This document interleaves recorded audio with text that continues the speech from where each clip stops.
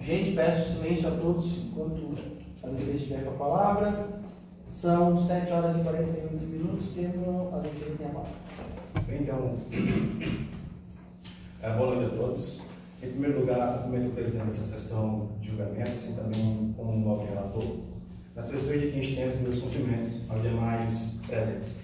Excelência, trata-se de recurso de apelação interposto contra a decisão que condenou os apelantes Peterucci, Abdul e Indaci Julian Kesh, nas penas do artigo 33 caput, inciso 3 da Lei de Drogas. Nesse sentido, a defesa fundamenta seus pedidos em 3 teses. Preliminarmente, a defesa requer que se conheça a nulidade da condenação com base no artigo 157 do Código de Processo Penal, em razão do modo como foi feito a revista íntima e colhida a prova que ensejou a condenação dos apelantes, a saber, de forma humilhante e vexatória, tornando a prova ilícita, porque feriu a dignidade da pessoa humana. No mérito, a defesa requer também a dissolução da condenação pelo crime de tráfico de drogas, nos termos do artigo 386, inciso 6 do Código de Processo Penal. Subsidiariamente, caso o tribunal entenda pela manutenção da condenação, a defesa requer a desclassificação do crime de tráfico de drogas para o crime de posse de drogas para consumo pessoal, com base no artigo 28 da Lei de Drogas. Requer ainda que o regime judicial da pena seja o semiaberto, porque a pena aplicada ultrapassou 4 anos, mas não excedeu a 8 anos. Bem, e já entrando no mérito, então, os apelantes, diz os fatos, narrar um pouco os fatos, os apelantes foram condenados a pena de 7 anos de reclusão, regime inicial fechado pela prática do crime previsto no artigo 33 caput, inciso 3, ambos da Lei 11.343 de 2006, sobre a acusação de que no dia 22 de abril de 2019, após a revista íntima feita por um agente penitenciário, Peterucci Abdul foi flagrado nas dependências do presídio regional de Joinville, portando 100 gramas de maconha e 50 de crack no seu ânus. E já entrando então, adentrando nas teses em si, Peterucci, após passar pela revista íntima, realizada por um agente mulher na ação da prisional, foi pego então com essas drogas, conforme já relata. Então, a prática é muito criticada e questionada, visto violar o marco internacional de direitos humanos, assim como direitos fundamentais, em especial a dignidade, a intimidade, a integridade física, psíquica e moral dos visitantes. Recordo que em 2018 teve um caso de que uma mulher então, também foi pega e tentou adentrar no presídio com, segundo relato da denúncia, com drogas também no interior de sua parte íntima. E nesse caso a prova foi anulada pelo TJ, porque houve ali, segundo o entendimento deles, já em 2018, um procedimento vexatório e humilhante.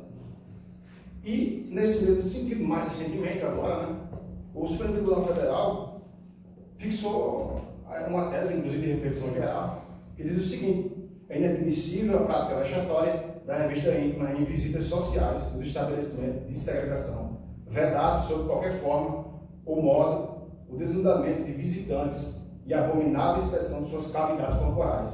A prova, a partir dela, obtida é ilícita, não cabendo como excusa a ausência de equipamentos eletrônicos e radioscópios.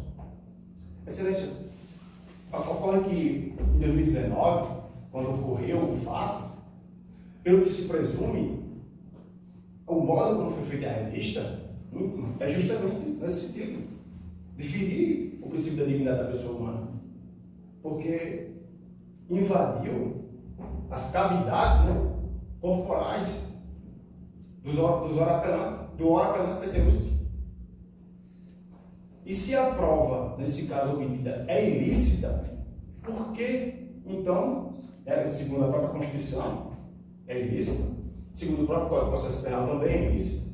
Mas nesse caso, por que, então, isso foi usado na condenação dos orapelantes Peterucci e seu companheiro? E quando se fala de cavidades corporais, é até engraçado, é até cômico, mas eu diria, seria cômico se não fosse trágico. Porque é uma prova ilícita, Uma prova ilegal foi usada na condenação da pessoa. Então não resta dúvidas, Excelência, de que o Ora Fernando Peterucci foi submetido a um procedimento vexatório e humilhante, sendo agravado pelo fato da revista ainda ter sido realizada por um agente do sexo feminino. Vivemos no estado da bagunça? Vivemos no estado fascista? Vivemos no estado nazista? Não, vivemos no estado democrático de direito. Como tal, então a Constituição deve ser respeitada. E nesse caso aqui, não é o que parece. Excelência, por isso a defesa requer a nulidade da condenação. Por tudo exposto. Segunda tese da desclassificação do crime de posse de drogas para consumo pessoal, que é a tese subsidiária. Caso não seja acolhida a tese de nulidade da prova e a absolvição, a defesa pleiteia a desclassificação do crime de tráfico de drogas para o delito previsto no artigo 28 da Lei 11.346 de 2006, que trata da posse de drogas para consumo pessoal. Os oropelantes não possuem antecedentes criminais e a quantidade de drogas apreendidas, embora relevante, não é suficiente para configurar de maneira inequívoca a prática de tráfico. A presunção de que a droga seria destinada ao tráfico é frágil e não foi corroborada por outros elementos probatórios, o que deve conduzir à desclassificação do delito. Não foi encontrado base de precisão e nem sequer nos autos está descrito que havia um histórico já de traficância, tanto do Peterucci ou também do Indeci. E a terceira tese, do regime inicial de cumprimento de pena. A fixação de regime inicial fechado também merece reparos.